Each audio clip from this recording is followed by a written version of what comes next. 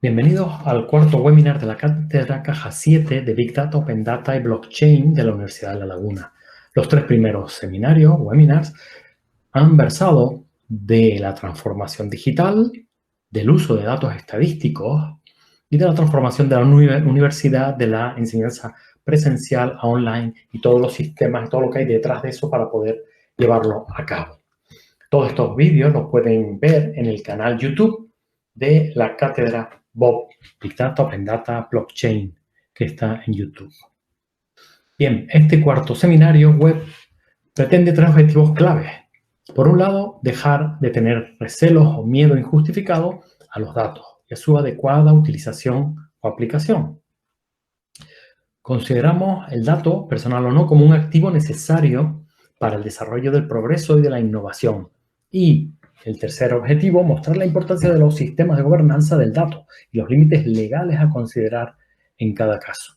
Noemí nos contará estos tres objetivos con ejemplos y haciendo referencia a la legislación europea y nacional. Noemí Brito es abogada especialista en Derecho Digital y Tecnologías Emergentes, socia responsable del área de Tecnología, Innovación y Economía Digital en Seca Magana Abogados, delegada de Protección de Datos del Grupo Multiasistencia, vocal de la Junta Directiva de la Asociación de Expertos Nacionales en Abogacía Digital, ENATIC, responsable de la Comisión Corporate ENATIC, corresponsable del Grupo de Derecho Digital del capítulo español de la European Law Institute, directora del Máster de Derecho Digital, Innovación y Tecnologías Emergentes del Ilustre Colegio de Abogados de Madrid, ICAM, y docente en diversas universidades. Antes de empezar con la ponencia de Noemí, Carlos González Delgado, director de estrategia de Caja 7 y subdirector de la cátedra, quiere saludarles a todos ustedes. Carlos. Bueno, pues yo en principio darle la bienvenida a todos, especialmente a Noemí por su amable participación. Desde Caja 7, pues cuando pensamos en la posibilidad de crear esta cátedra, pues estábamos viendo, como todos ustedes que están aquí, que el dato es un activo importante y que va a cambiar los modelos de negocio, si no los está cambiando ya. Están apareciendo nuevos modelos y habrá disrupción en los que ya existe, y por tanto pues es un orgullo poder desde la caja pues crear iniciativas que puedan ayudar a adaptarnos como empresas y como sociedad a estas nuevas circunstancias y que haya empresas más competitivas y demás. Por tanto, una de las líneas, como bien decía Noemí en los preámbulos, que nos preocupa y nos ocupa en general las empresas, pues es cumplir perfectamente pues con todo lo que serían las normativas legales, entre ellas la protección de datos, para hacer un uso adecuado de los mismos.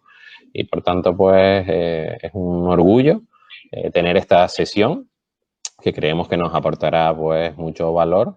Y yo sin más, pues, darle las gracias a todos por asistir, a Noemí, que le doy paso, y al final les contaremos la siguiente sesión que hemos elaborado, que creo que puede ser de igual interés que esta. Muchas gracias. Pues nada, muy bien, pues muchísimas gracias. Ahora sí, a todos, ¿no? A todos los participantes, a la cátedra, a la universidad, Caja 7, que han apostado pues, por esta charla un poco alternativa para ser una abogada. Me gusta jugar e innovar también con nuestros clientes, intentar imaginar un mundo donde no tengamos miedo a la información, sino que podamos extraer todo su potencial de estos datos y de estos activos que comentaba también Carlos. Y la verdad es que esta sesión, que quiero que sea como muy enfocada a ciertas ideas, su objetivo fundamental es empezar a quitarle el miedo a la información, a los datos. Llevamos mucho tiempo con el tema del Reglamento General de Protección de Datos en la cabeza, que es el GDPR, que si las sanciones, y es cierto que hay que tener una especial atención a lo que son la protección de datos de carácter personal, pero también tenemos que ser conscientes que no todos son datos de carácter personal. Es decir, la información es mucho más compleja, es mucho más rica, y en ese sentido yo creo que es importante en esta sesión que entendamos que la información, no toda esa información es datos de carácter personal, que no toda esa información contiene o está sujeta a los mismos límites legales y, sobre todo, intentar visualizar un horizonte en el que podamos liberar, aplicar y reutilizar información de una manera legal, legítima y, sobre todo, que genere valor, riqueza e innovación. Por eso, la primera pregunta que yo me hago muchas veces y que muchas veces tengo estos debates, ¿no?, con terceros en diferentes ámbitos y escenarios es ¿por qué tememos tanto a los datos? ¿Por qué tenemos tanto miedo a la información? Me reía el otro día mucho con una compañía, una empresa que me decía, bueno, yo escucho datos y salgo corriendo. Entonces, realmente yo quiero que en esta sesión entendamos que justamente los mimbres legales que están llegando y todas las estrategias, los pilares estratégicos por parte de la Comisión Europea y otras instituciones comunitarias que de alguna manera nos impactan también como Estado miembro a España, justamente van en un sentido contrario. Y en ese sentido, utilizo un poco una frase que no es mía, que evidentemente es un poeta norteamericano, que viene a decir que justamente debemos intentar viajar en la dirección de nuestro miedo. Es la única forma de empezar a enfrentarnos, a entrenarnos en nuevos horizontes, en nuevas alternativas asociadas a la información.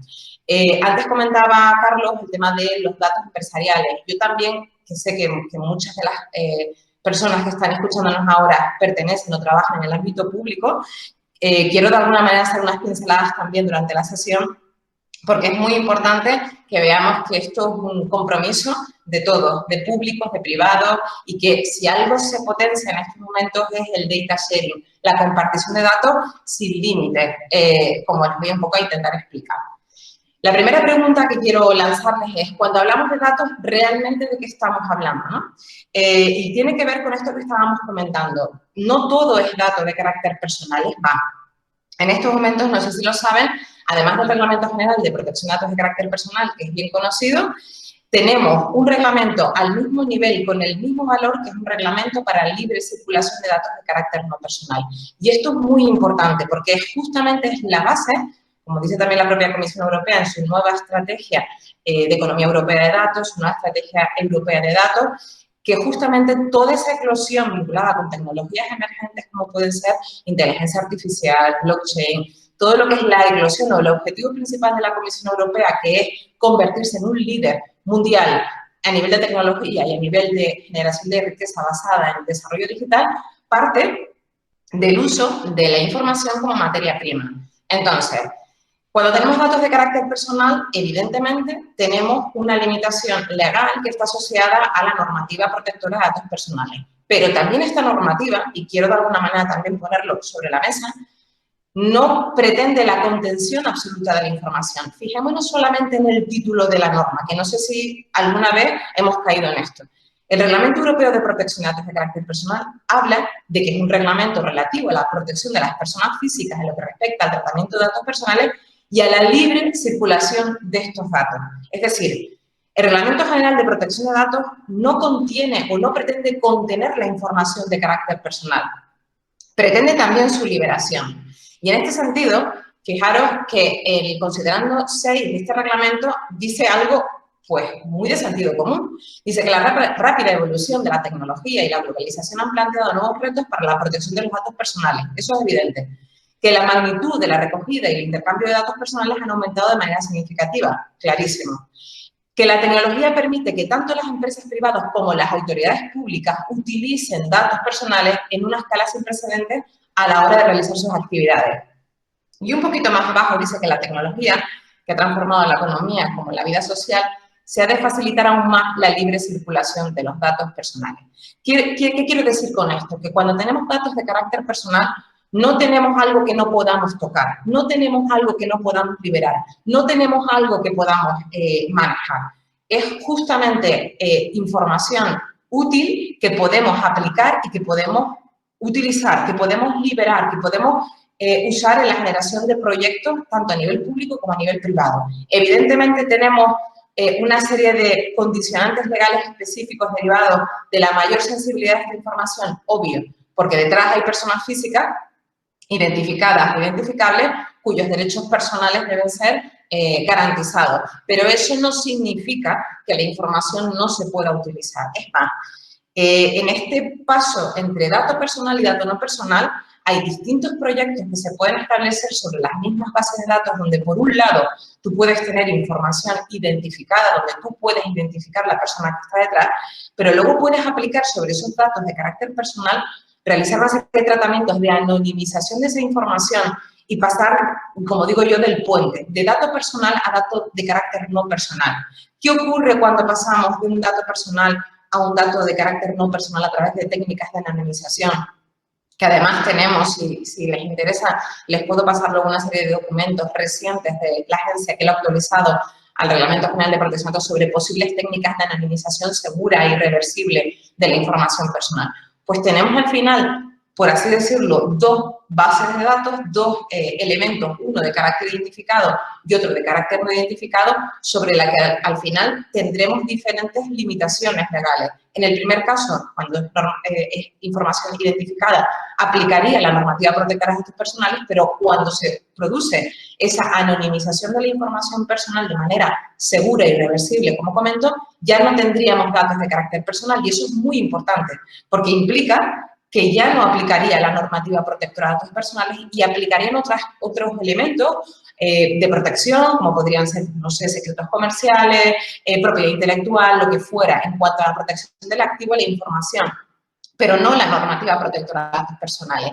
Y además estaría auspiciado, como comentaba, por otro reglamento que tiene el mismo valor que el GDPR, porque es un reglamento de directa aplicación, que lo que hace es abogar por la libre circulación de los datos de carácter no personal. Por lo tanto, tenemos que tener en la cabeza esta doble, vamos a decirlo así, dicotomía del dato, porque por un lado están los datos personales y por otro lado los datos no personales, sobre los que además la Comisión Europea plantea, en este último caso, los datos no personales, que es sobre lo que va a pivotar fundamentalmente el desarrollo de el Big Data, todo lo que tiene que ver con inteligencia artificial, etcétera. Por lo tanto, no es baladí esto que les estoy comentando. Normativamente hablando, y ya entro en el segundo punto que quería plantearles, ¿en dónde estamos? Pues, como ustedes saben, se ha lanzado recientemente una nueva estrategia europea de datos, que además ha venido, no casualmente, acompañada del nuevo libro blanco de inteligencia artificial, donde precisamente lo que pretenden las autoridades comunitarias es justamente empoderar y liberar la información que está disponible a diferente nivel, tanto para las empresas como por las administraciones públicas. Luego les comentaré cómo se articula esto a través de las estrategias de data sharing a diferentes niveles. Pero quiero que sepan que desde el punto de vista de los mimbres legales, desde ya, que llevamos ya tiempo hablando de este tema, pero ha habido un posicionamiento definitivo por parte de la Comisión Europea del pasado mes de febrero y recientemente el Consejo de la Unión Europea el pasado 6 de junio que vuelve a insistir sobre esto, en la necesidad de liberar al máximo posible la información en manos, tanto de públicos como de privados, y que además se comparta esa información.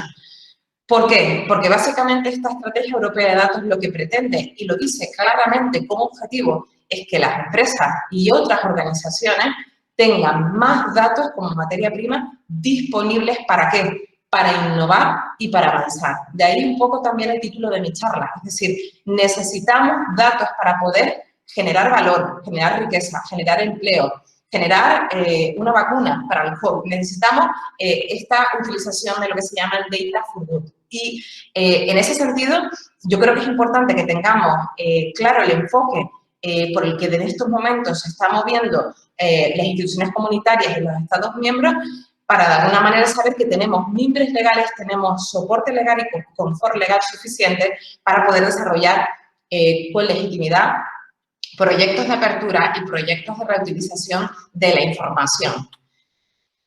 Entonces, ¿cuál es el plan? ¿No? Esto es como muy canario. Y entonces, ¿cómo hacemos? ¿No? Realmente, aquí les he traído un cuadro que para mí creo que es bastante significativo, donde se plantea un poco qué se pretende con esta estrategia europea de datos con una mirada hacia el 2025. Pues se pretende un aumento en el volumen global de datos abiertos pues en un 530%. Es decir, necesitamos abrir datos, sí o sí. Ya no es que lo diga yo, ya no es que lo diga la normativa, es que ya es una estrategia en la que la normativa va en sintonía o debe ir en sintonía.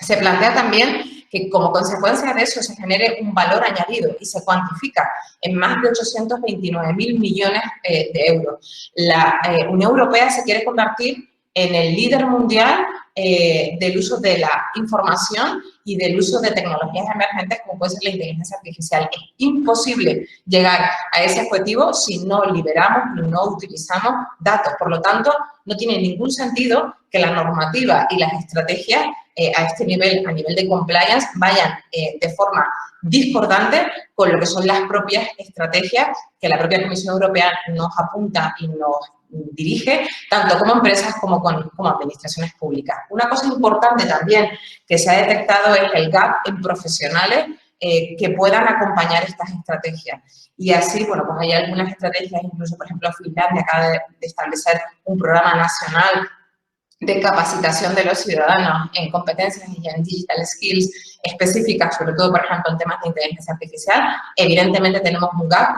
y también una oportunidad de capacitar a los ciudadanos en estos momentos en este tipo de tecnologías, precisamente para empoderar aún más y poder llegar a estos objetivos tan ambiciosos que se está pretendiendo a nivel europeo. Y por otro lado, un poco lo que hemos comentado, que también se produzca ese aumento de esas capacitaciones y esas habilidades digitales básicas aquí. Pues evidentemente, iniciativas como la de la cátedra, iniciativas como las que lideran las universidades son fundamentales precisamente para poder llegar a estos objetivos. La siguiente pregunta, si este es el plan, es cómo hacer esto posible. ¿Qué se está planteando por parte de la Comisión Europea con entronque en lo que tiene que ver con la legislación y con el cumplimiento normativo para poder hacer esto posible? Bueno, pues en primer lugar, y se los pongo por aquí, adoptar e impulsar medidas legislativas sobre gobernanza, acceso y reutilización de datos. Por ejemplo, impulsando todo lo que tiene que ver con el data sharing o el intercambio de datos a diferente nivel. Normalmente, en la cabeza, en estos momentos, solemos tener, sobre todo de públicos a privados, todo lo que tiene que ver con la reutilización de la información en el sector público, lo que se llama G2B, a nivel de información que está en manos de los públicos, pagadas con los impuestos de los ciudadanos y las empresas, que se puedan poner a disposición bajo determinadas condiciones, las mínimas posibles, en consonancia con la normativa española de reutilización, que a su vez trae causa de la normativa europea, para generar nuevos modelos de negocio, nuevas actividades, esto que se llama el sector infomediario, que además, de hecho, Red.es ha lanzado recientemente su último estudio y está, bueno, muy enfocado en esta línea. Bueno, ahora comentaremos también de esa directiva también relativamente nueva, que es la 2019-1024, que tiene que ver con datos abiertos y reutilización de la información, que tiene que ver con esta estrategia. Pero es que en estos momentos, más allá del RIS, que es algo que ya más o menos conocemos, aunque está todavía por desarrollar, a pesar de que esto ya viene rodando desde el año 2007, que parece mentira, pero se abren otras perspectivas interesantes que quería un poco traerles a colación. Porque además del D2B, se abre lo que se llama el B2G, es decir, la posibilidad de que las empresas, no que los públicos compartan con empresas, sino que las empresas compartan con público información para generar, pues, proyectos de colaboración público-privada que puedan ser interesantes. Luego les traeré también algún ejemplo en este sentido. Y sobre todo sobre una perspectiva también relativamente innovadora, relativamente interesante, que tiene que ver con el B2B. Es decir, la compartición de información entre empresas, entre sí.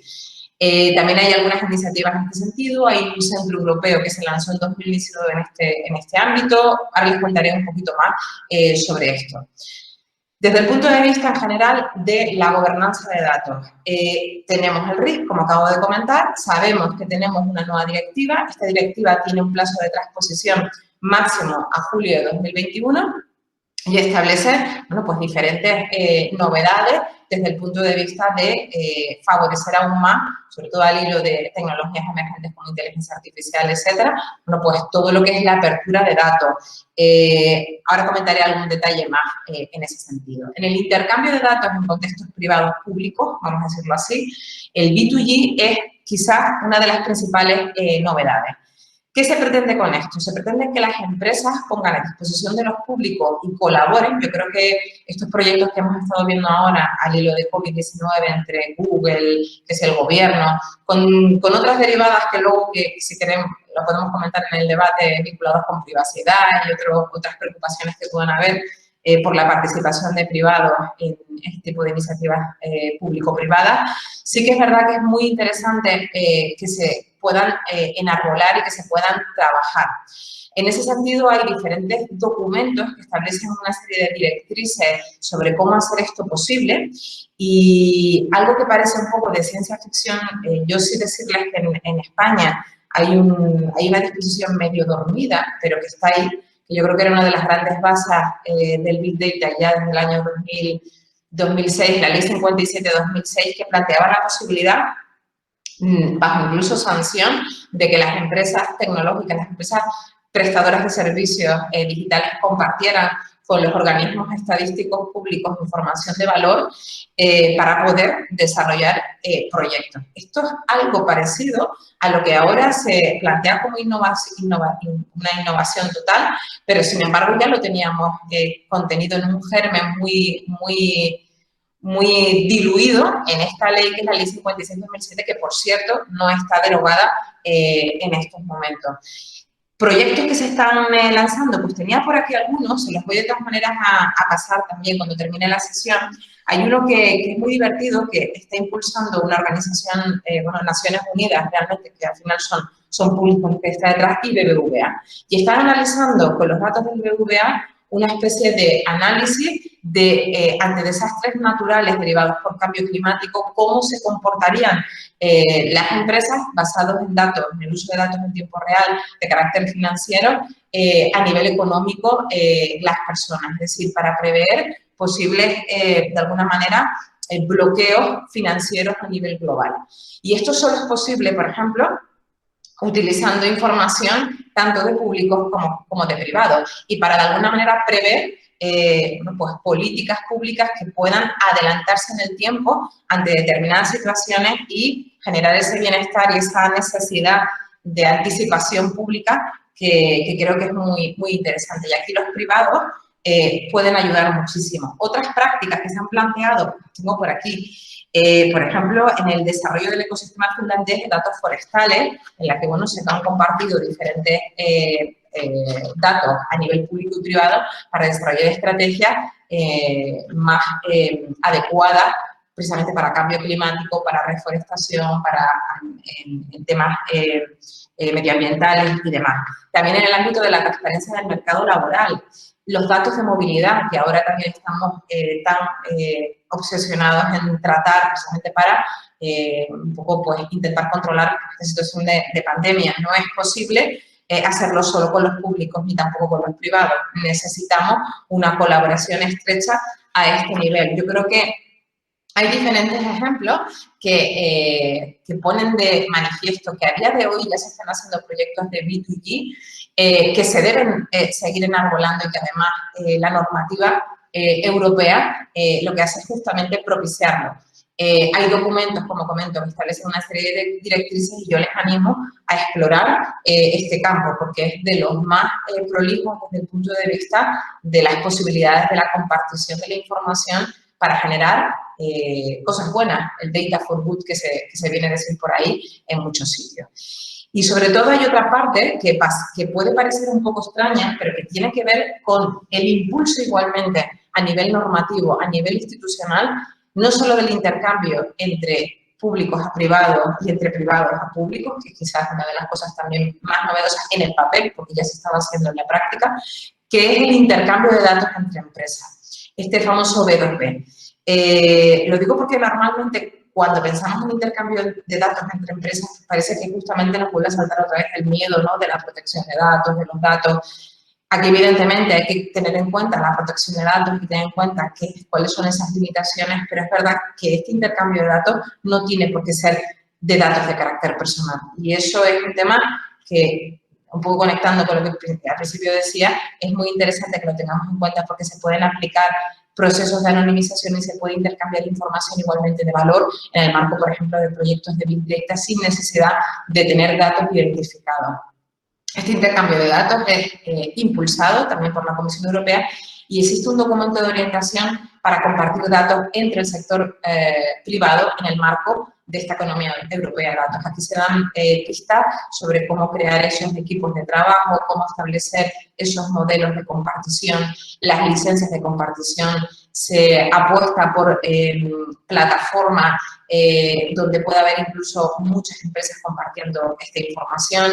Yo creo que es muy interesante que se eche un vistazo a esta línea porque creo que tampoco es muy conocida y sin embargo es algo que se está igualmente impulsando.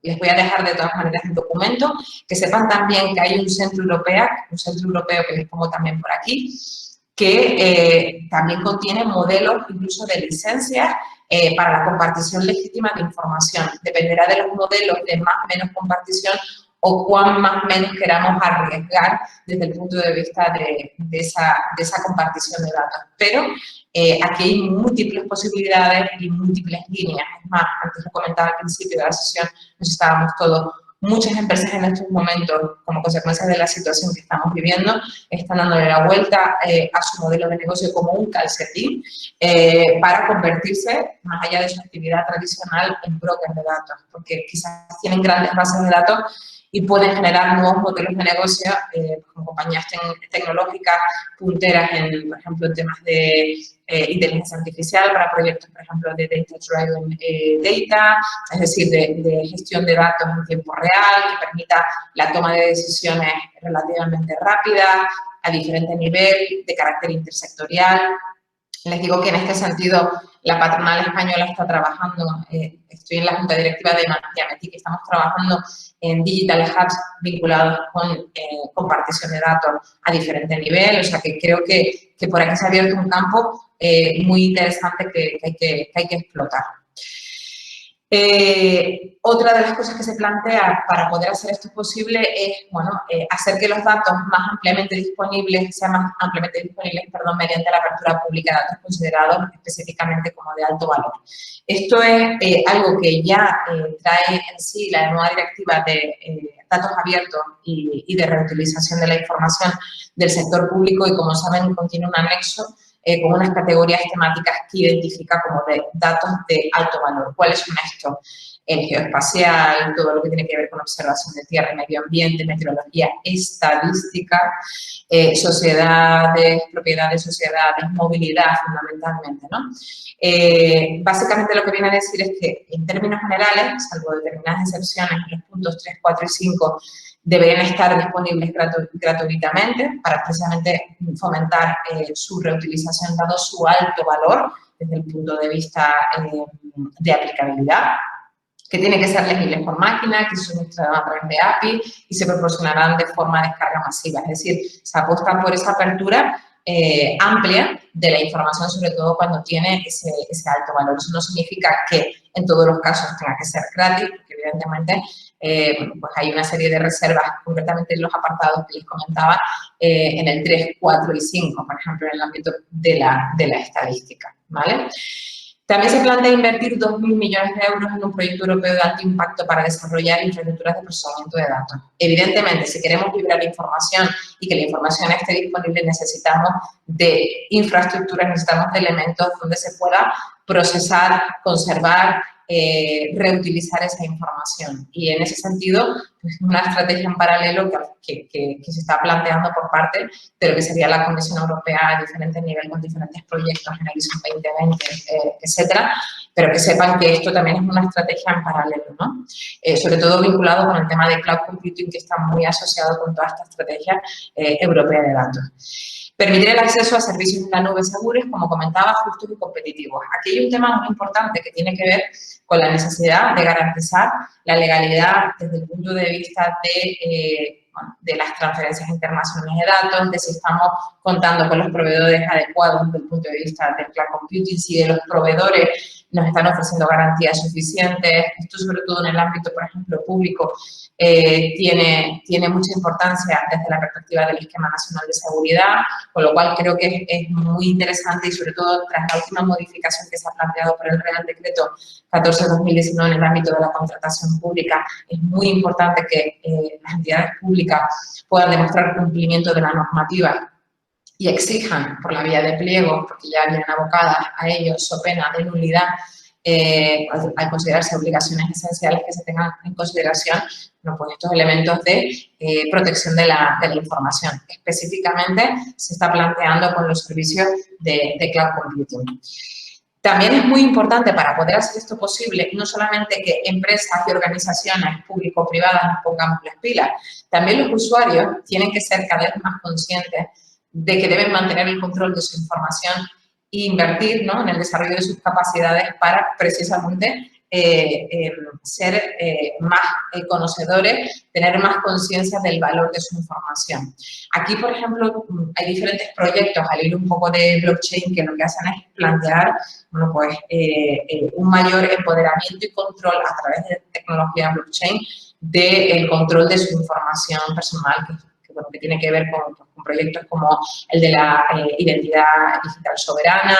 Es decir, hay una serie de conceptos que se están un poco desarrollando en estos momentos que lo que plantean es poner al usuario en el centro del control y que no sean otros los que centralicen su información y la usen a diferente nivel, sino que el usuario pueda liberar información en función de las necesidades, en función de sus decisiones, cuando estas decisiones dependan de él realmente, cuando no haya una normativa que obliga a esa compartición por motivos de interés público o porque lo exige una normativa.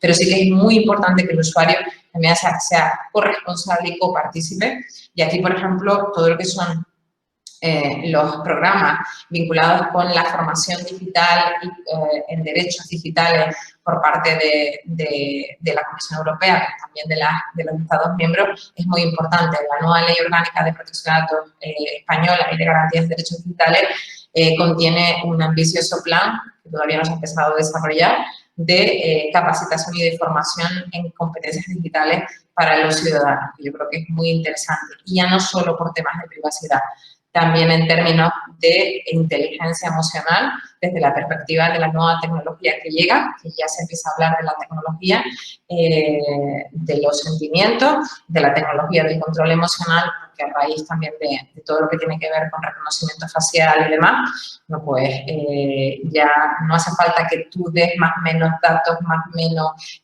reales, sino que realmente, bueno, pues tu cara o tus emociones van a generar una información mucho más fiable y es hacia donde se está tendiendo en estos momentos con diferente tecnología, con lo cual también esa formación tiene que ir en el sentido de evitar que los ciudadanos sean cada vez menos manipulables por la tecnología, conociendo y pudiendo aplicar sus ventajas. Y luego, por último, también fomentar el despliegue de espacios de datos europeos comunes. Esto es algo muy interesante que se plantea en la comunicación de la Comisión de Estrategia Europea de Datos de febrero de este año. Y se aboga porque haya, vamos a decirlo así, como grandes pools de información sectorial donde se pueda compartir y se pueda acceder a esa información. ¿En qué temas? En temas relacionados con la industria, en temas relacionados con medio ambiente, en temas relacionados con movilidad. E incluso hay uno específico para la compartición de datos de las administraciones públicas, porque son absolutamente conscientes de que las administraciones públicas son un gran generador de información de valor. Y en ese sentido se ha dispuesto un pool, un espacio específico de datos de compartición pública, y se va a generar una especie de iniciativa específica en este ámbito para compartir la información de los públicos, con lo cual creo que aquí también hay un trabajo que hacer desde el punto de vista de la apertura hacia nuevas posibilidades, no porque sea una administración más o menos innovadora, sino porque no me va a quedar, y con perdón, otro remedio, que empezar a fluir con estas estrategias que me van a tocar directamente y que evidentemente cualquier privado que conozca esto, pues me preguntará por el estado de mis estrategias de apertura.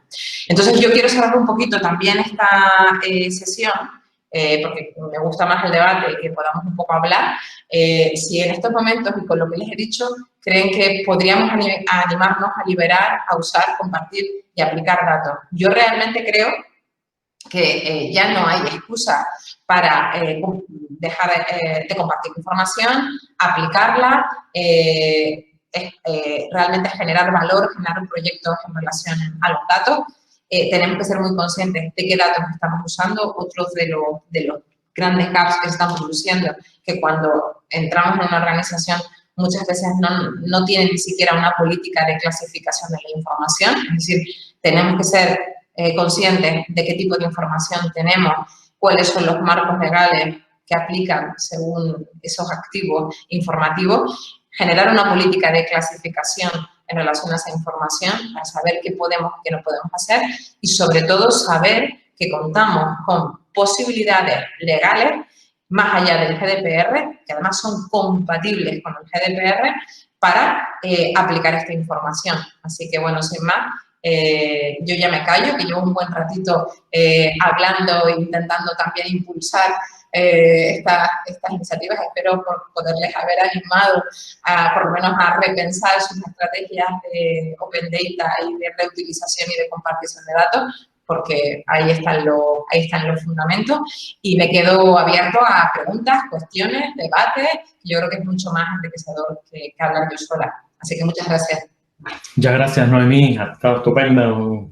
Muchísima información condensada en media horita, tal cual dijiste, pero wow, un montón de información. Si quieres, puedes dejar de compartir en medio de la pantalla. Y así. Ok, te veríamos ya completo. Vale, podemos establecer un turno de preguntas. Puede ser o bien por el chat, si quieren. ¿Ya hay alguna? Leticia de Brito comenta: buenos días, me parece innovadora la idea de compartir datos a nivel global y me pregunto si, dado que todos, tanto instituciones como ciudadanos, debemos implicarnos y colaborar en este macro proyecto mundial, ¿habrá transparencia 100% por parte de los gobiernos y liberarán los datos denominados de seguridad nacional, ya que en dicho paradigma el concepto seguridad carece de sentido? Bueno, a ver, hay datos que son, que están calificados por otras normativas como clasificados o de alguna manera no son de apertura pública, al menos durante un periodo de tiempo. Entonces, cuando hablamos de seguridad nacional, de hecho están excluidos todo lo que son los regímenes vinculados con el tema de protección de datos y demás, tienen sus propias reglas del juego. Desde el punto de vista de la compartición de datos, quizás salvo estas reservas específicas vinculadas con información vinculada con seguridad nacional, interés público nacional, que son materias secretas asociadas a materias clasificadas, vamos a decirlo en ese sentido, creo que no hay límite. O sea, es decir, al final todo esto depende de una actitud, innovadora, abierta, que no tenga miedo a aplicar, pues un poco las estrategias o a mirar la ley de otra manera. La ley en muchas ocasiones no es un obstáculo, la ley en muchas ocasiones es un aliado competitivo, es decir, muchas veces, y eso lo estamos viendo, y les voy a poner un ejemplo muy claro, lo van a ver ahora mismo, tanto las grandes tecnológicas, Google, Facebook, Apple, están obsesionadas con decir que sus soluciones son soluciones de compliance, es decir, que están cumpliendo con un enfoque a derechos fundamentales, y eso es un ejemplo de que en estos momentos, ¿no?, la ley puede funcionar como un aliado competitivo y no creo que sea un obstáculo. Y de hecho, la ley en este sentido lo que está animando y contiene todas las herramientas que necesitamos para poder liberar con garantías información. Por lo tanto, los públicos deberían hacer un análisis más profundo, que me consta que lo están haciendo, sobre hasta dónde pueden compartir información conforme a su actividad, conforme a lo que de alguna manera estén haciendo en ejercicio de sus funciones públicas, y valorar, ¿no?, también un poco los costes y los tiempos que también se conllevan este tipo de procesos. No podemos ser también tan poco realistas de decir, venga, vamos a lanzarnos un proyecto de estas características porque requiere de una capacitación, requiere de un presupuesto, requiere de unos recursos. Pero también está en nuestro deber conocer que si se supone que los erarios públicos, incluso los privados, están enfocados, cada uno en su ámbito, a generar riqueza, el uso de la información genera esta riqueza. Es que no nos va a quedar otra.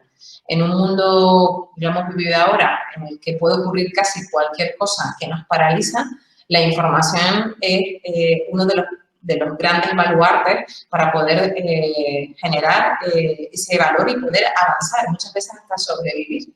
Con lo cual creo que es importantísimo que más allá de que lo ponga una estrategia pilar de la Comisión Europea, es necesario aperturar datos, tener una estrategia europea de datos y un mercado único europeo de datos como se pretende para poder ser uno de los líderes mundiales. Tenemos que de alguna manera también en nuestro pequeño espacio valorar pues eso, qué información tenemos y hasta qué punto podemos abrirla o compartirla para generar ese valor. Y eso solamente lo podemos hacer si con realismo pues nos sentamos y vemos cuáles son esos fundamentos y cuáles son los equipos, los recursos con los que yo dispongo para poder hacer este ejercicio. Pero que es un ejercicio que vamos a tener que hacer y que no vamos a poder obviar y taparnos los ojos como los monos de Gibraltar, ¿no? Tendremos que mirar eso ya porque está aquí. O sea, es decir, esto ya es un camino pues imparable. Y tanto públicos como privados tendremos que ir avanzando en ese camino. No sé si... Bien, muy bien, muchas gracias. Benito Cuesta Viera dice, buenos días, pregunta técnica. Se ha comentado que con la anonimización segura e irreversible de datos sería suficiente para poder procesar los datos sin problema. ¿Hay alguna técnica concreta de anonimización que se acepte legalmente? Y también pregunta, ¿la aplicación de funciones hash tipo SHA es válida para esta anonimización? Wow. Perfecto. Pues nada, muchas gracias por la pregunta, pues muy interesante. A ver, no hay una respuesta unívoca a eso. Hay una guía de la Agencia Española de Protección de Datos, concretamente la parte que tiene que ver con protección de datos, pero hay otra serie de guías de análisis más técnicas de carácter de anonimización de información, pero en la parte de protección de datos, cuando ellos actualizaron esa guía, de hecho hicieron un pequeño incluso post que puedo también pasar, con posibles técnicas que podrían aplicarse. El tema del hasheado de la información es una de las que aparece por ahí, pero evidentemente no es la única. Incluso ahora se estaba hablando mucho del tema de la privacidad homomórfica, se estaba hablando también de una serie de técnicas de ruido sobre la información que de alguna manera permitieran usar el activo, usar la información sin tener que revelar o tocar, entre comillas, los datos de las personas. Se habla también del tema de la privacidad diferencial, un poco lo que estábamos un poco hablando y demás. Técnicas, no hay una única técnica. Lo importante, en términos generales, es que se produzca una anonimización, se dice segura e irreversible de la información. Es decir, que yo no pueda volver hacia atrás, ¿vale? Aunque parezca que inicialmente la información esté disociada, no pueda volver sobre mis pasos y reidentificar a la persona. Este fue, por ejemplo, uno de los grandes fallos del proyecto del Big Data de UK, donde se planteó el primer gran proyecto de Big Data sanitario a nivel nacional y que falló precisamente porque se hicieron una serie de procesos de anonimización de información sobre la información recabada desde el servicio de atención primaria hacia un organismo que se había creado para la compartición también sin límites de información a nivel de datos en salud, que por cierto es uno de los espacios europeos comunes de compartición de datos que ya se lanza por parte de la propia también Comisión Europea. Y ahí el gran fallo fue que la información no se supo anonimizar de una manera segura y se hackeó esa información y se accedió de una manera identificada a muchísima información sensible de personas, ¿no? Entonces, hay una serie de procesos también y una serie de dinámicas, de líneas de trabajo, de procedimentales que incluso en esas guías se plantean. Yo creo que el riesgo de reidentificación es imposible eliminar. En el 100% de los casos siempre hay un riesgo residual en todo lo que hacemos. Nada es 100% seguro.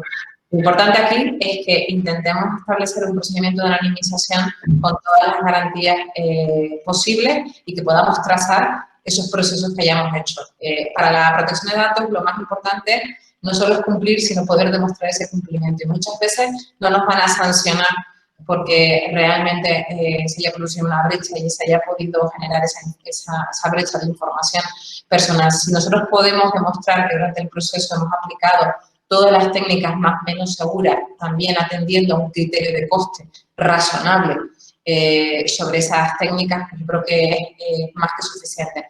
Pero vamos, que podría ser una de las técnicas, lo que están comentando el tema del hasheado, es una de tantas, y puedo compartir, si quieren, esos dos pequeños informes de la agencia, donde se establecen pues, posibles técnicas, donde se establecen también elementos vinculados con los procedimientos de anonimización, cómo se tiene que plantear, la gestión de los equipos, incluso se plantea pequeños contratos finales con aquellos a los que se cede esa información como una garantía final de que no se van a revelar datos de carácter personal para intentar incluso paliar al máximo ese riesgo residual que comentamos. Pero insisto, no existe en esta vida, en este mundo, un riesgo que se pueda aplacar al 100%, nunca, pero sí mitigar en lo máximo posible. Ok, muy bien. David González quiere hacer una pregunta a través del micro. David, conéctate. Hola, buenos días a todos. ¿Se me oye? Sí, muy bien. Hola, buenos días. Lo primero, dar las gracias a Noemí por la charla tan interesante y por la cátedra por apostar por dar información de este tipo. Yo llevo muchos años trabajando en el mundo del Big Data y de la inteligencia artificial y creo que a pie de empresa sí se preocupan mucho por esto, pero los propios ingenieros a veces nos despistamos de estas cosas y solo vemos números en una pantalla o un modelo que ejecuta ya sea algo. A mí algo que me preocupa y me gustaría saber cómo se puede lidiar con ello a nivel legal es el hecho de, por ejemplo, cuando uno rellena un formulario, como por ejemplo la inscripción para este seminario, yo relleno mis datos y hago un tip de cierta autorización para que estoy bajo cierta política y lo envío. Entonces es una información que cuando yo le doy a enviar se traquea esa información y se lleva y se gestiona como se tenga que gestionar. La parte de imagen, realmente si a mí me graban con una cámara, esa imagen ya está traqueada dentro de un sistema. Entonces, aún yo no he dado ninguna autorización, digamos, poniendo un tic para que se me pueda grabar y utilizarlo, ¿no? Entonces, al final, yo como lo veo es que de carácter retroactivo tenemos que presentar ciertas instancias para que se retire esa imagen y demás. ¿Cómo se puede solventar este tema para que se pueda hacer a priori? No, yo entiendo que una cámara que te grabe por el Estado, por la calle caminando, al final tú, siendo ciudadano, aceptas ciertas cosas. Pero, por ejemplo, en un aeropuerto me parece un poco que debería estar como más accesible el poder autorizar o no para ello, ¿no? Nada, esa es la pregunta. Gracias. Vale, entiendo que lo que te preocupa sobre todo es el tema de las imágenes, ¿no? Un poco entendido, ¿no? O en general la información personal contenida. No, me interesa bastante la parte de información personal. Yo, bueno, la GDPR y demás, en mi anterior empresa he lidiado mucho con ella, trabajé con un abogado con ese tema, pero la parte de imagen, estoy en una empresa de inteligencia artificial que está muy basada en el tema de la imagen y es una cosa que se hace en muchos modelos, pero por ahora esa parte digamos que ningún cliente la está pidiendo, ¿no? Entonces, me gustaría saber un poco antes de que llegue todo esto, cuando me pregunten algo, decir, como igual hago con los datos. Oye, mira, si esto va a ser así, en mi plataforma no va a entrar, ¿no? Entre comillas, ¿no? Vale. Esto que comentas tú es muy interesante en la última parte que tiene que ver con el tema de la privacidad del diseño. Es decir, ahora hay una obsesión, y ahora te contesto concretamente a esta pregunta, una obsesión muy grande por parte de la Agencia Española de Protección de Datos. De hecho, ha sacado varias guías de privacidad en el diseño y se exige en los requerimientos que he visto de posibles inspecciones a empresas, se exige para poder comprobar si la empresa está cumpliendo o no, si ellos tienen un protocolo, si se les pide que muestren el protocolo de Privacy by Design que tienen dentro de la compañía. O sea, es decir, que cómo la compañía está diseñando proyectos, iniciativas o soluciones con parámetros de privacidad y cuáles son las políticas que la compañía se da, ya sea porque los desarrolla directamente o porque se contrate a un tercero y le tenga que dar instrucciones sobre cómo tiene que hacerlo. En ese sentido, todo lo que tiene que ver con el tratamiento de datos de carácter personal y concretamente con el tema de las imágenes es sensible. ¿Y por qué digo que es sensible? Mira, hace 2 días la agencia, bueno, hace 2 días, no sé si fue ayer, bueno, estos días, la agencia ha sacado una nota técnica específica sobre el uso de los datos biométricos, entre ellos el tema de la cara, ¿no? Y cómo además está en coordinación con el Supervisor Europeo de Protección de Datos, ¿no? Precisamente por lo que decía antes, por los temas de los sistemas de inteligencia artificial, de la tecnología emocional que está llegando y demás, se está utilizando muchísimo la imagen de la cara de las personas para diferentes cosas, para el control emocional, incluso para generar backward, para el tema, por ejemplo, del control de temperatura, que saben ahora que están las cámaras inteligentes de control térmico también, para controlar el tema de la temperatura que se está poniendo tan de moda, pues tienen una aplicación de base normalmente de inteligencia artificial que tú puedes de alguna manera capar o no, pero realmente está produciendo o tiene la posibilidad de hacer un reconocimiento facial, ¿no? Entonces, el tema ahora mismo de lo que es imágenes, caras, biometría y demás, son datos altamente sensibles. De hecho, en el Reglamento General de Protección de Datos europeo, por primera vez pasó de ser el dato biométrico un dato básico a ser un dato tan sensible como un dato de salud. Y de hecho está bastante restringido su utilización. Y ha habido ya varias sanciones en el ámbito europeo y fuera de la Unión Europea también, por hacer uso de imágenes de personas para entrenar sistemas de inteligencia artificial.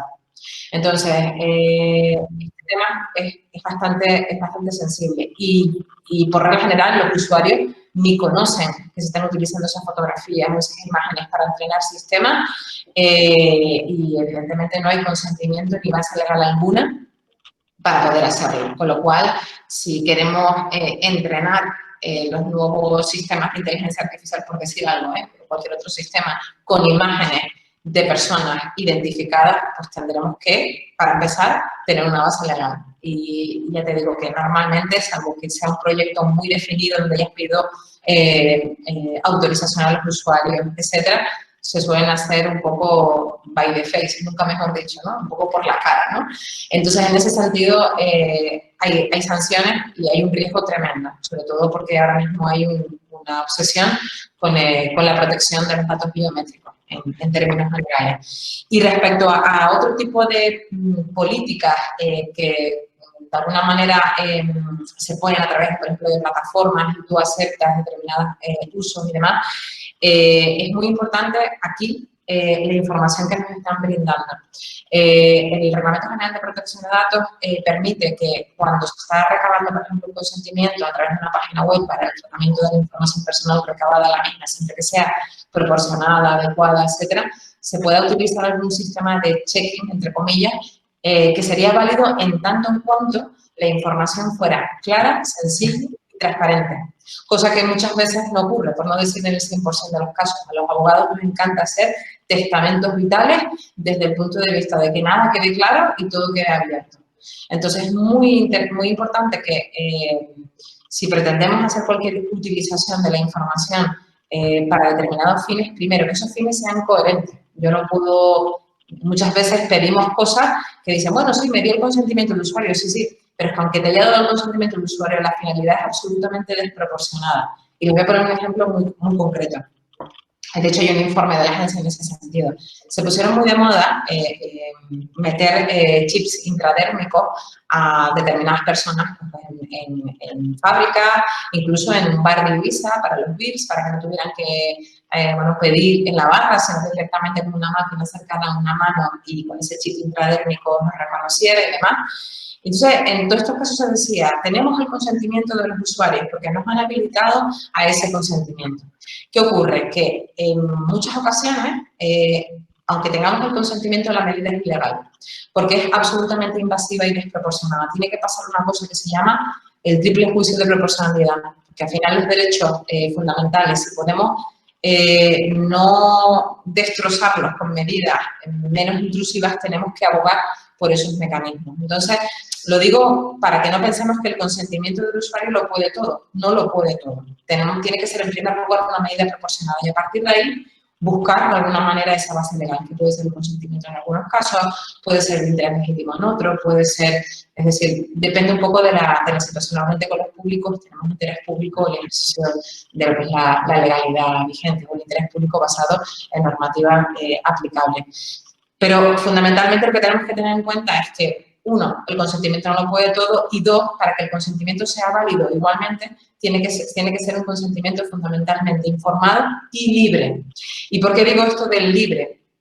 Porque normalmente, por ejemplo, en el ámbito laboral es bastante complicado demostrar que el consentimiento, basar un tratamiento de información personal basado en el consentimiento del trabajador. ¿Por qué?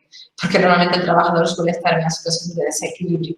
Cuando se produce esa situación de desequilibrio no existe libertad real para poder consentir, con lo cual, pues en entornos laborales siempre es mucho más coherente buscar otra base legal distinta al consentimiento si es que hay opciones. No es que digo que automáticamente el consentimiento no sea libre en entornos laborales, pero sí que es verdad que tenemos ese problema de que en un momento dado nos pueden tachar un consentimiento de no libre y, por tanto, anular esa base legal que tenemos. Por ejemplo, en entornos laborales, que se le diga a un trabajador que solo te van a ir a Pakistán y que me lo firme el trabajador, porque a mí me resulta mucho más económico que mis datos estén en Pakistán. Pues oye usted, en este caso, seguramente el consentimiento será tachado de nulo y tendré un problema muy gordo de transferencias internacionales de datos no consentidas. Entonces, he dicho todo esto para que entendamos que a veces ese consentimiento no es válido, aunque le dé el check-in de la página web y realmente lo suba. Lo importante aquí, información clara, transparente, sencilla, que exista un entorno de equilibrio y que las medidas sean proporcionadas cuando queramos fundamentar el tratamiento en el consentimiento, aunque hay muchas otras bases que en estos momentos se pueden utilizar. Entonces, bueno, no sé si te contesto con esto o no. Muchísimas gracias por la respuesta. Ha sido oro cada una de las palabras y bueno, me buscaré más sobre el tema un poco para compartirlo en la empresa donde trabajo. Y bueno, yo me despido ya, que tengo una reunión. Que tengáis buen día a todos. Un abrazo. Muy bien, gracias. Bueno, hay una pregunta. Volvemos a la parte también más técnica, como eran anteriores. Algunas preguntas. Como Rocío Medina comenta, como jurista, me gustaría que comentara cómo las administraciones públicas debemos equilibrar la aplicación de la ley de transparencia con el RGPD. En la práctica, los gestores públicos tienen mucha confusión al respecto. Sí, evidentemente, a ver, esto tampoco es una ciencia exacta, o sea, la ley de transparencia, la 19/2013 y la correspondiente canaria, bueno, el resto de las comunidades autónomas establecen mecanismos de ponderación. Hay una línea roja que tiene que ver con el tratamiento o la exposición de datos especialmente sensibles, ¿no? En el sentido de datos de salud y, bueno, hay alguna excepción que se puede plantear, pero evidentemente esto es una ponderación en cada caso. No hay una serie de criterios en el artículo 15 de la ley 19/2013, creo que es el artículo 15 ahora de memoria, pero ahí se establecen unos mecanismos de ponderación. Entonces, salvo esa línea roja que he comentado, bueno, al final cada administración tiene que un poco ir ponderando caso por caso. No es un tema sencillo. En muchas ocasiones sabemos que además hay criterios conjuntos del Consejo de Transparencia, de Buen Gobierno y Transparencia y de la Agencia Española de Protección de Datos. Por ejemplo, ahora me viene a la cabeza uno que a mí me ha resultado bastante llamativo, sobre todo porque tenía que ver con datos vinculados con empresas, ¿no? Donde se decía que no se podía liberar el dato, por ejemplo, de el DNI de los licitadores, aunque fueran representantes de personas jurídicas en esas licitaciones, ¿no? El sentido fundamental era para evitar problemas desde el punto de vista de la suplantación de esa persona con ese DNI en el entorno digital. Es decir, al final, yo creo que los criterios que se han establecido de forma conjunta por ambas autoridades competentes pueden ser útiles, que hay bastantes a este nivel, para definir en diferentes situaciones, en diferentes casos, pero evidentemente hay una ponderación caso por caso. Normalmente se aboga por la transparencia en su máxima expresión, pero es verdad que la gran limitación que se puede plantear ahí tiene que ver con los datos de carácter personal. Y ahí, nuevamente, pues muchas veces tenemos problemas en la disociación de datos en determinados documentos, en determinados elementos que no sabemos tampoco muy bien, ¿no? Que una vez que hacemos esa ponderación, cómo podemos disociar, cómo podemos entregar información. A mí me parece también que es muy importante, y se los digo desde la perspectiva práctica, que además de hacer esta ponderación, cuando entreguemos la información, recordemos al usuario que existe una obligación de reserva, una obligación de confidencialidad respecto a la información accedida. Porque es bastante común que quien accede o solicita un acceso a la información muchas veces no es solamente como parte interesada, sino que a veces divulga esa información y normalmente lo hace pues, a través de redes sociales, de entornos absolutamente públicos y demás. Y es muy importante, aunque exista esa obligación, se lo digo como consejo práctico, porque al final hemos tenido que entrar en diferentes procesos también cuando se ha producido esa revelación de datos en entornos públicos, bueno, recordar también esas obligaciones. Pero, insisto, es caso por caso. Muy bien, muchas gracias. Daniel Martínez también pregunta, ¿se dedican actualmente las administraciones esfuerzo suficiente a elevar su nivel de madurez en Open Data para aportar más valor a empresas e infomediarios? ¿Suficientes datos actualizados en formato interpretable, estandarizados? Las de las mías. Bien, pues la verdad es que no tengo una estadística nacional, ¿no? Donde vea exactamente la evolución. Sí que detecto que sí, aquí por ejemplo en Canarias son bastante pioneros en temas de apertura de datos, de Open Data, creo que se está haciendo un buen trabajo. Y creo que además, no solamente por parte de esta derivada de Open Data, sino también incluso a nivel estadístico, que creo que por ahí, de hecho, no sé si Alberto todavía sigue conectado o no, pero creo que se está haciendo un muy buen trabajo por parte del ISTAC desde la perspectiva de la apertura también de información, de buscar nuevas líneas de liberar datos, de compartirlos, de generar valor. Yo creo que en Canarias, y hablo de Canarias, estamos bastante posicionados, bien posicionados a nivel nacional en todo lo que es innovación y apertura de datos a nivel público. Otra cosa es el tema de si tenemos suficientes recursos, elementos, capacitación para poder hacerlo, ¿no? En mi opinión, creo que todavía hay un largo camino. Y también es verdad que a nivel comunitario y a nivel nacional se nos abre mucho, ¿no? la boca con los grandes principios de la reutilización, de la apertura de datos y demás. Pero luego ya empezamos a ver los recursos que realmente se están destinando para proyectos de apertura y, bueno, van aumentando, pero siguen siendo bastante exiguos, desde mi punto de vista, para liderar eso que se quiere liderar desde Europa, ¿no? Y esto al final pues depende mucho de las ganas y de la capacidad también de los profesionales públicos que están detrás y de su capacidad innovadora. Entonces, bueno, creo que en Canarias no nos podemos quejar, estamos haciendo, creo que las cosas razonablemente bien y se está avanzando. Quizás en otras comunidades autónomas todavía falte ese impulso, pero que siempre creo que los recursos son un gap importante y que se debe seguir invirtiendo de una manera decidida en esto, porque es la única manera de que, por ejemplo, España, ya no hablo de Canarias, España tenga una oportunidad país más ahora en estos momentos para liderar cambios desde la perspectiva digital y empoderarse a este nivel. Y eso no se puede conseguir si no hay una verdadera estrategia en torno a lo digital y a la transformación digital. Noemí, en relación a eso, Jorge Rosales pregunta, ¿con qué argumentos deberíamos dirigirnos los departamentos de la administración para estimular la compartición de conjuntos de datos? La actual legislación RID parece bastante voluntarista y se echa de menos un poco más de grado de concreción respecto a los contenidos. No sé si ayudará a la transposición de la Directiva 19/1024. Hombre, yo creo que la última directiva puede ayudar bastante porque esto es un mundo en constante evolución y creo que puede ayudar bastante. También es verdad que, bueno, vamos a ver cómo va a quedar porque aquí hay un tema importante que tiene que ver con las condiciones de compartición para que sean pues lo más claras posible, para que de alguna manera atienda mínimas limitaciones, para que se favorezca esa compartición de datos de alto valor.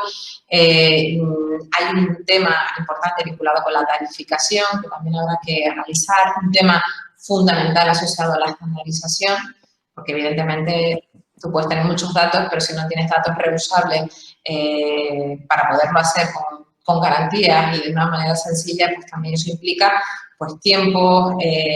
Creo que ahí hay una problemática importante. A nivel normativo, considero que las bases legales para poder impulsar esto están. Quizás creo que me puede fallar más el tema a nivel de recursos, de personal, de un poco más en la línea de los medios. Pero a nivel legal, considero que esta directiva, que se tendrá que transponer y tendrá que modificar en julio de 2021 la actual normativa de reutilización, tanto en ley como en el reglamento correspondiente, que se ha ido modificando a su vez pues, en diferentes ocasiones al hilo de las directivas comunitarias, creo que es suficiente si además se pone en relación con el resto de los documentos estratégicos que les comentaba antes de la Estrategia Europea de Datos, todos los posicionamientos en ese sentido. Así que creo que las bases están, los medios no lo tengo tan claro. Sí, a nosotros lo que nos ocurrió cuando estábamos en los proyectos de Open Data en su momento es que todo el mundo sí estaba de acuerdo en compartir y tal. Lo que pasa es que sus propios sistemas internamente pues todavía no estaban muy bien preparados, ¿no? Ese era uno de los grandes problemas, lo que hablabas de la estandarización, el poder entender los datos bien, que no estuviesen replicados en 5 veces a la vez, los mismos datos, etc. La verdad que el camino está ahí, tiene que avanzar mucho. Yo quería hacerte una preguntita respecto a dos cositas. Una, si existen buenas prácticas para la compartición de datos privados o algún documento, ¿os ha avanzado algo por ahí? Sí, lo hay. De hecho, en la presentación que tenéis, o que os he pasado, y perdonad el deje este godo que tengo, porque como trabajo mucho por allá, que no me tengo que adaptar. Pero vamos, en el documento que les he compartido, ahí está, hay una guía de buenas prácticas y un documento que se llama documento de personal, son orientaciones para construir proyectos de B2B Data Sharing, para construir proyectos de compartición de datos entre empresas. Y se establecen diferentes modelos, ¿no? Y líneas. Se habla incluso de marketplace de compartición de datos entre empresas con unas licencias compartidas, modelos más bilaterales, no tan pluriabiertos. Entonces, depende un poco también del nivel de riesgo que queramos un poco asumir desde el punto de vista de la compartición. Ahí se establecen diferentes modelos y formas. Es más, en el Centro Europeo, que les decía también, de B2B, que se creó en el 2019, ahí hay otro documento que también se les puedo facilitar, donde incluso se dan algunos modelos asociados a modelos de licencia de compartición en el marco B2B. Así que creo que puede ser interesante que lo puedan consultar. O sea, que yo facilito y sin ningún problema. Pero sí los hay. Igual que también hay orientaciones y directrices para el B2G, para el Business to Government, ¿vale? Perfecto, muy bien. Y luego la otra pregunta, que me extraña que nadie la haya hecho, dado estos días y además, siendo La Gomera protagonista, con las aplicaciones estas de rastreo. ¿Qué es lo que comentan en el mundo de ustedes? Porque oímos la tele, oímos los periódicos, oímos muchas cosas, pero ¿llegará a ponerse realmente? ¿O qué problemática real hay detrás? A ver, hay una polémica muy grande en estos momentos, que no quiero tampoco entrar en ella, pero sí que es verdad que se está produciendo en estos días pues, mucho revuelo con el tema de las contact tracing apps. Las aplicaciones de rastreo nacionales, que son al fin y al cabo las que quizás tengan mayor basamento legal, porque su objetivo es colaborar, establecer colaboraciones público-privadas en algunos casos, en la mayor parte de los casos realmente, para control epidemiológico, control sanitario, tienen un fundamento legal de base que tiene que ver eso con el control de la salud pública, entre otras cosas, ¿no? Entonces, ¿qué ocurre? Que presentan problemas en muchas ocasiones de privacidad y también de seguridad, pero también de privacidad. Entonces, por ejemplo, en el caso de España, no se entendía muy bien cómo no había salido todavía la aplicación que se venía desarrollando ya desde hace mucho tiempo por la Secretaría de Estado y demás. Y parece que hay varios problemas desde el punto de vista de privacidad y que parece que no ha sido del todo transparente las metodologías y los procedimientos aplicados en cuanto a la anonimización de los datos de localización, etcétera. Entonces, la agencia, de hecho, ayer, la Agencia Española de Protección de Datos, que nunca lo había visto yo, levantó una bandera roja y publicó en su página web, yo creo que por si acaso pasaba algo, que no había sido un procedimiento transparente ni se les había hecho partícipe del desarrollo de esta aplicación en España. Por lo tanto, creo que hay problemáticas de privacidad importantes. Decirles que para el desarrollo de este tipo de aplicaciones, no se está hablando ahora mismo, con los rebrotes que se han planteado pues, en fábricas, en Soria y en otros sitios, si las empresas privadas podrían generar sus propias aplicaciones de rastreo. Y se está hablando un poco de todo eso. Ahí empieza a fallar un poquito más todo lo que tiene que ver el basamento legal de lo público, porque si no hay una administración pública detrás, pues parece que ese control de salud pública pues, empieza un poco a fallar. Siempre es muy interesante que haya esa colaboración con las autoridades sanitarias a efectos de legitimidad, pero se están planteando estas cosas.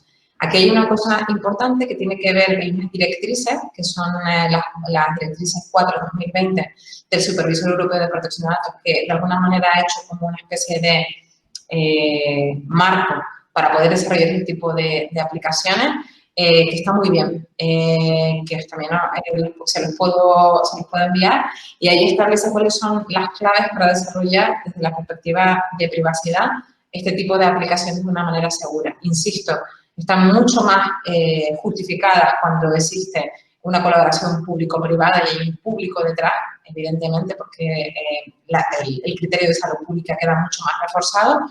Pero bueno, no es que sean tampoco absolutamente ilegales las privadas, pero sí que tendrán que estar muy bien fundamentadas. Y aquí tenemos estas directrices que se publicaron hace nada, a principios del mes de junio.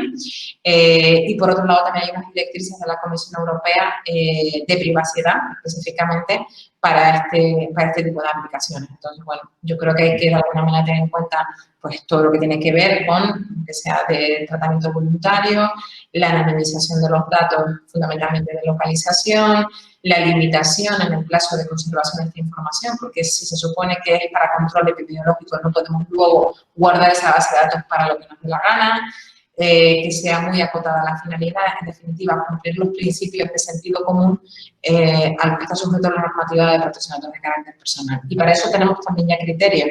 Creo que es muy interesante que quien esté pensando en estas cosas, pues tenerlos en cuenta. Hay una cosa muy divertida que tiene que ver ya no tanto con privacidad, sino más bien con seguridad, que por ejemplo Australia, que es una de las que sí ha lanzado ya su aplicación de rastreo, pues estaba detectando que están habiendo muchísimos ataques de seguridad, ciberataques a esta aplicación.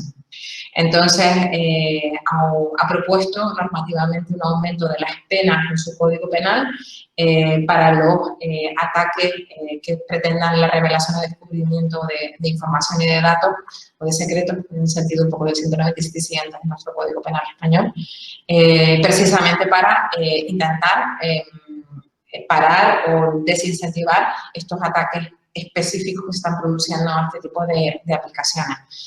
Pues eso, son elementos de privacidad, elementos de seguridad, tienen que ser aplicaciones muy justificadas y sobre todo con una limitación temporal al momento de control de pandemia. Y ahí tenemos que tenerlo en cuenta también, que tiene una vida útil controlada. Muy bien, perfecto. Por aquí estoy viendo que no hay preguntas. Te dan las gracias por las respuestas a las preguntas. Perfecto. Comentarios. Y no hay ninguna más.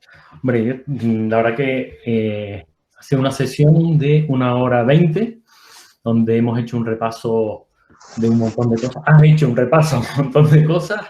Ha estado estupendo y nos pasas la documentación para colgarla junto con el vídeo y así que la gente pueda escarbar un poquito más en todo esto.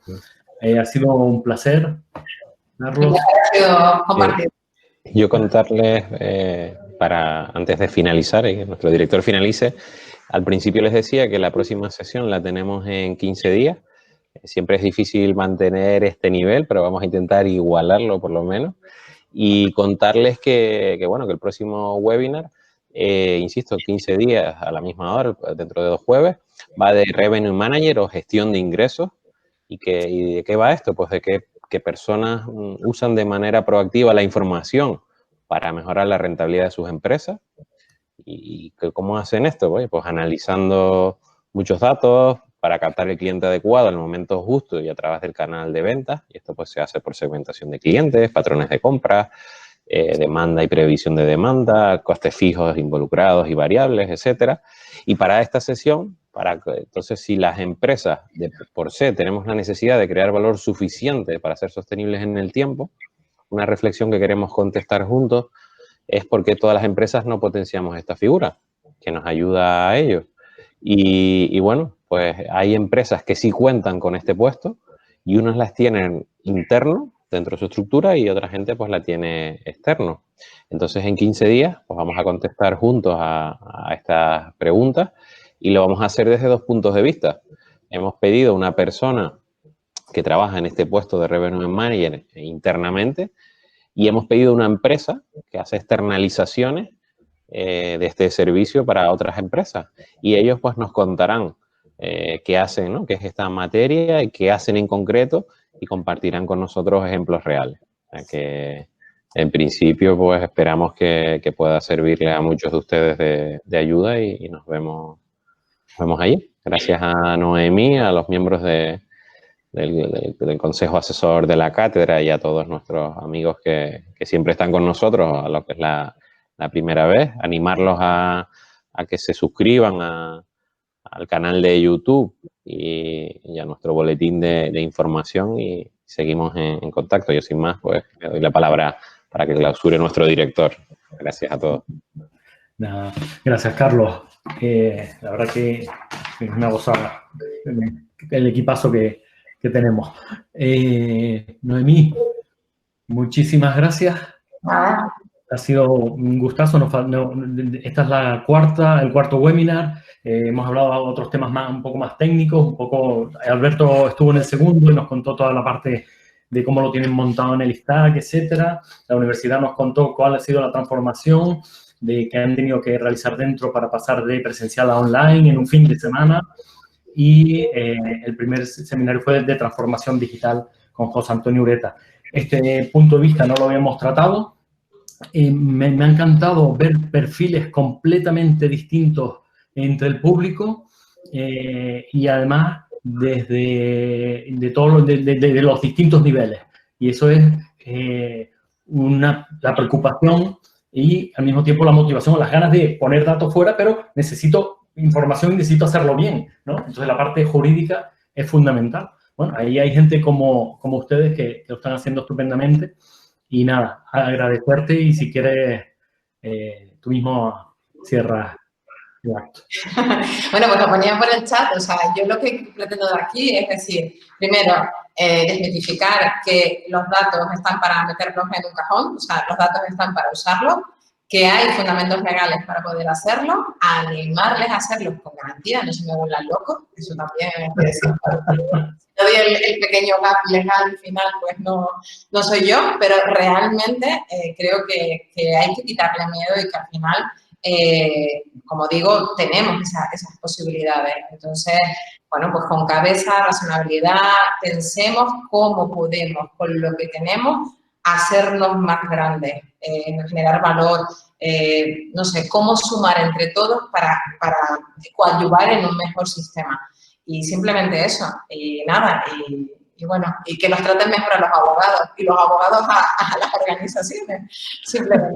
Dar las gracias por el tiempo.